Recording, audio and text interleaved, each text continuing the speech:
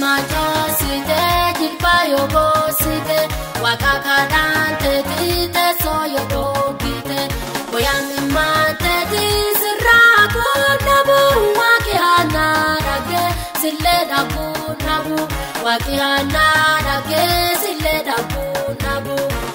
majosite jilbayo bosite wakakarante tite soyo dogite boyami mate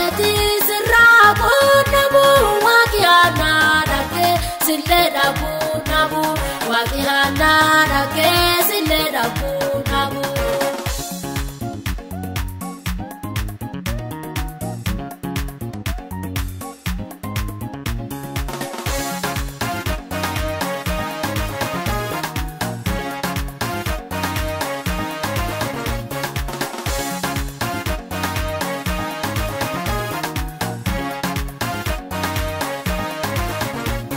Baasi oldante isatti koyaddu wambuli olite isamari addu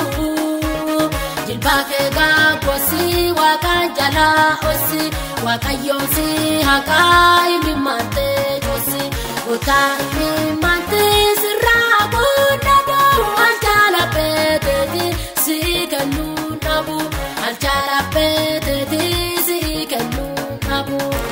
Majosite jilbayo bosite wakakarante tite soyo dogite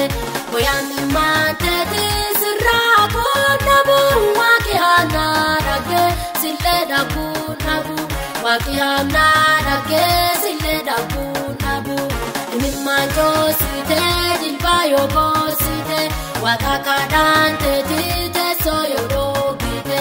boyami mate disraku nabu wakihana rage sille dabu nabu wakihana rage sille dabu nabu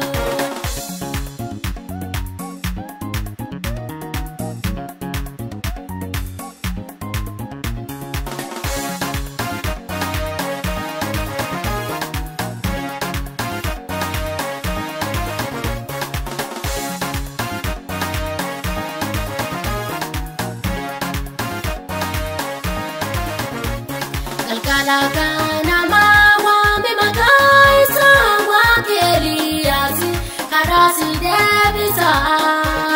baasi olte defidi itikoi wakina mangatu garuma saboi urasa kadatu wakil kokisa kadasa dage ibidarosisa kadasa dage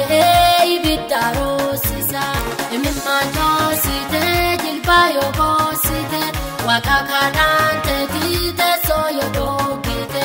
boyami mante disraku nabu wakihana rage sille dabu nabu wakihana rage sille dabu nabu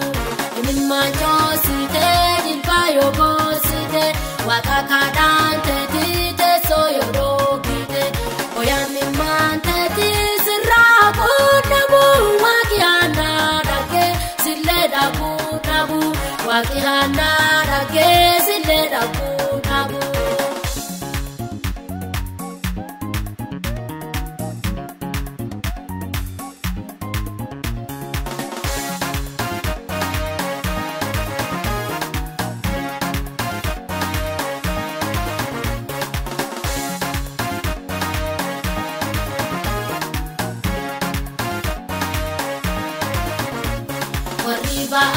Kabu gara isafitu namasaya matu waki jalan titu bila jala warra kana olu waaqi irraan taaruu agasaanii bolu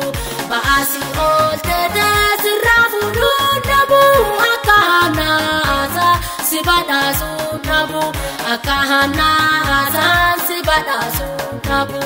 imimmaa joositee jilbaa yoo goositee waaqa kanaan teetitee soo yoo dhoogitee boyaan mimmaa teetii sirraa kun nabu waaqi hanaa dhagee sillee dhabuun nabu waaqi hanaa dhagee sillee dhabuun nabu imimmaa joositee jilbaa yoo goositee waaqa kanaan teetitee soo yoo dhoogitee boyaan mimmaa teetii sirraa kun nabu waaqi hanaa dhagee sillee dhabuun nabu